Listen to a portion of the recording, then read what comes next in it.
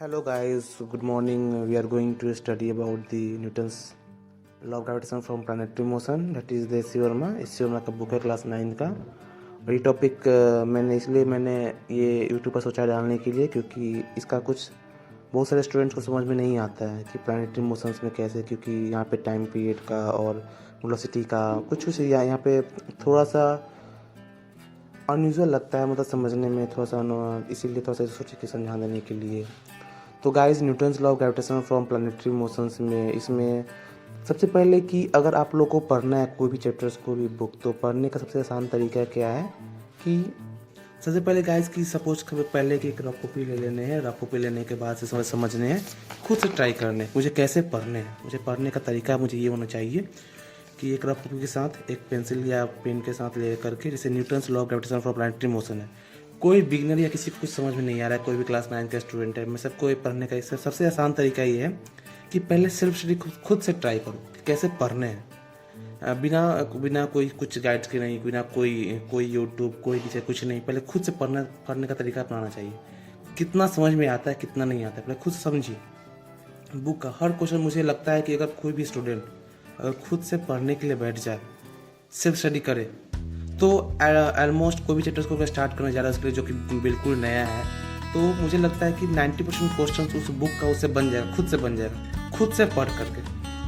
क्योंकि self study, जहाँ तक मुझे पता है, कोई भी स्कूल, कोई भी कोचिंग इंस्टीट्यूट, कहीं भी आप पढ़ लीजिए, किसी कहीं भी पढ़ लीजिए, कोई भी टीचर जो है वो 30% ही मुश्किल से समझाता है। जो मेहनत होता है टीचर्स का, वो 30% ही मेहनत होता है, और बाकी जो मेहनत होता है खुद स्टूडेंट्स की मेहनत होते हैं। बाकी इसे 70% से मेहनत खुद स्टूडेंट करता है कैसे मुझे पढ़ना है। जैसे कि सपोज कीजिए कि मुझे स्टार्ट करना है Newton's law of gravitation for planetary motion. ये क्लास 9 का चैप्टर है मेरे लिए। सपोज कि मैं क्लास 9 का स्टूडेंट हूँ और मैं कुछ नहीं जानता उसके बारे में, कुछ भी नहीं।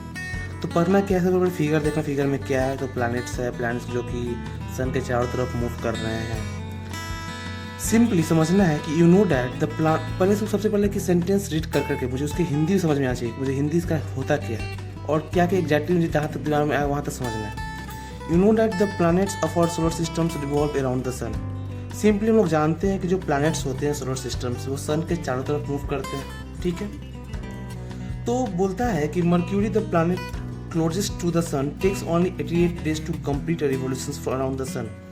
तो बोलता है कि सन के चारों तरफ एक रिवोल्यूशन कंप्लीट होने में मर्क्यूरी को जो कि सन के सबसे क्लोजेस्ट प्लैनेट है, उसको 88 डेज लगता है। यहाँ पे ध्यान देने हैं रिवोल्यूशन आया, मतलब कि एक चक्कर से पूरा कंप्लीट करने में उसको 88 डेज लगता है, ठीक है। यहाँ तक मुझे बस इतना ही पता है। मुझे पता है इसके आगे भी क्या क्या चीज़ है, लेकिन बस जहाँ तक मैं एक नया स्टूडेंट से, मैं जहाँ तक बोला हूँ मैं क्लास 9 का हूँ, तो समझना है कि मुझे कुछ नहीं पता, ठीक है। बस जो भी है वही मुझे समझ रहे हैं, ठीक है। Third planets from the sun completes the revolution in 365 days. As we know that the Earth को जो रिवोल्यूशन जो कंप्लीट होने एक रिवोल्यूशन कंप्लीट करता है जो सन के चारों तरफ से, तो उसको 365 दिन लगता है, ठीक है। यहाँ तक मुझे कोई दिक्कत नहीं, यहाँ तक सब कुछ समझ में आया। And Mars the fourth planet from the sun. उसके बाद मार्स आता है, फोर्थ प्लैनेट है सन के, जिसको 86-87 डेज लगता है रिवोल्यूशन कंप्लीट करने में। तो अभी हम लोग न्यूटन्स जो प्लैनेटरी मोशन, यहाँ पे केपलर्स का लॉ देखेंगे। तो केपलर्स ने क्या किया, तो Kepler's deduced from the observed motions of the planets that the square of the planet's time period, the time taken for one revolution, is proportional to the cube of the mean distance of the planet from the sun। यहाँ पे Kepler's ने क्या किया, इस जो planets का जो motion था सन के चारों तरफ, इसको थोड़ा सा ऑब्जर्व किया। देखो ये गाइस जो बता रहा है बेसिकली वही चीज हम लोग बस बोल रहे हैं, इसका क्या मतलब समझ रहे हैं, इसका मतलब इसे ही समझना है कि बोलता है कि जो टाइम पीरियड बेसिकली मतलब कि कितना टाइम लगा उसको एक रिविजन कंप्लीट करने में, उसी को टाइम पीरियड बेसिकली बोलते हैं। तो यहाँ पे आपको ये समझना है कि बोलता है कि अब सपोज कीजिए कि यहाँ पे मेरे पास क्या है कि ये सन है, ये क्या है, ये सन है। तो सन है, तो सन के चारों तरफ क्या करता है, मूव करता है। तो सपोज कीजिए मेरे पास ये प्लैनेट है जो कि मूव कर रहा है, चारों तरफ मूव कर रहा है। तो मैंने इसका क्या किया, यहाँ पे जो बोला कि इसका जो मीन डिस्टेंस, इसको मैंने आर ले लिया, और इसको पूरा कंप्लीट होने में, रिवोल्यूशन कंप्लीट होने से लगता है टाइम टी पीरियड लगता है। तो बोलता है केपलर्स बोलता है कि जो टाइम पीरियड है, टाइम पीरियड का जो स्क्वायर है, वो डायरेक्टली प्रोपोर्शनल तो मीन का क्यूब का डिस्टेंस। ये डिस्टेंस मुझे मालूम है। टाइम पीरियड क्या होता है, वही जो अर्थ का जो कंप्लीट होने, सपोज कीजिए कि 365 डेज लगा, तो उसका टाइम पीरियड हो जाएगा एक रिवोल्यूशन कंप्लीट होने में, ठीक है। हाँ। तो गाइज यहाँ तक समझ में आ गया, ठीक है।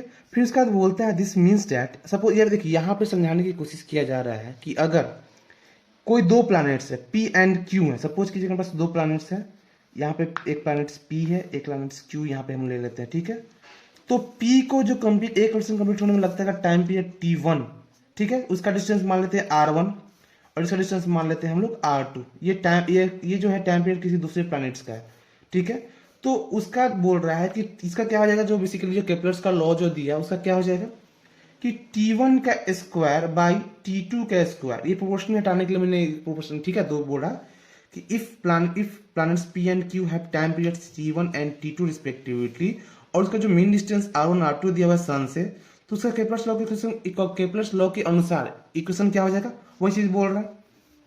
T1 का स्क्वायर बाई T2 का स्क्वायर इक्वल टू R1 का क्यूब बाई R2 का क्यूब। ये सिंपली केपलर्स लॉ का चीज था, ठीक है, केपलर्स लॉ के लिए, ये समझाने के लिए। तो स्टूडेंट्स होता स्टेप लगते हैं जो बोलता है this equation is the mathematical form of Kepler's third law of planetary motion. तो केपलर्स थर्ड लॉ जो प्लैनेटरी मोशंस था, यहाँ तक समझ में आ गया।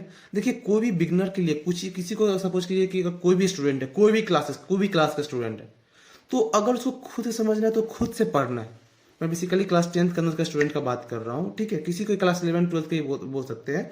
अगर उसको खुद से पहले स्कूल से पढ़ना या किसी या कोचिंग इंस्टीट्यूट या कहीं पढ़ना है, पहले उसे खुद से पढ़ना है कि मुझे कहाँ तक समझ में आता है, मुझे क्या चीज़ में दिक्कत आ रहा है। तो पहले खुद से समझ पढ़ के जाइएगा तो और से बेहतर से समझ में आता है।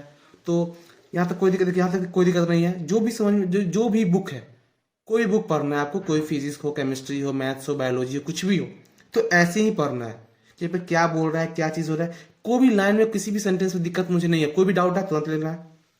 और तो यूट्यूब हो चुके हैं बहुत सारा, तो पूरा सोशल सब कुछ अब कहाँ से यूट्यूब से पढ़ सकते हैं, गूगल से पढ़ सकते हैं। अब पढ़ने का तो इतना जरिया हो चुका है ना स्टूडेंट्स को कि अब कहीं से पढ़ सकते हैं, कोई टीचर को तो कोई जरूरत नहीं है, ठीक है। यहाँ तक हो गया। फिर देखिए फिर बाद में कैसे पढ़ना। अब यहाँ देखिए क्या बोलता है, consider a planet of mass m moving around the sun in circular path. बोलता है कि कोई प्लैनेट है, जैसे कि हम लोग ने आप लोगों ने देखा होगा कि जैसे कि सर्कुलर पाथ में कि मैंने एक रस्सी को जो स्टोन को बांध फिर गोल गोल राउंड में घुमाना है, तो उसी टाइप का है, ठीक है। कि यहाँ पे जो प्लैनेट्स है जिसका मास m दिया हुआ है, तो प्लैनेट्स जिसका मास m दिया हुआ है, तो वो क्या है कि वो सन के चारों तरफ मूव करेगा, तो सन के बीच का डिस्टेंस पता है उसको, ठीक है। तो उसके हिसाब से आप लोगों ने सेंटीमीटर फोर्स पढ़ा होगा कि जो फोर्स जो कि अब सन क्या करेगा, सन उसको खींचने की कोशिश करेगा, फोर्स लगाएगा उस पर, ऑब्जेक्ट फोर्स लगाएगा, ठीक है। तो फोर्स कितना लगेगा, तो बेसिकली फोर्स जो होता है वो होता है मास इनटू एक्सीलरेशन। तो यहाँ पे जो एक्सीलरेशन होगा ये चीज, ये हो जाएगा v स्क्वायर बाई आर।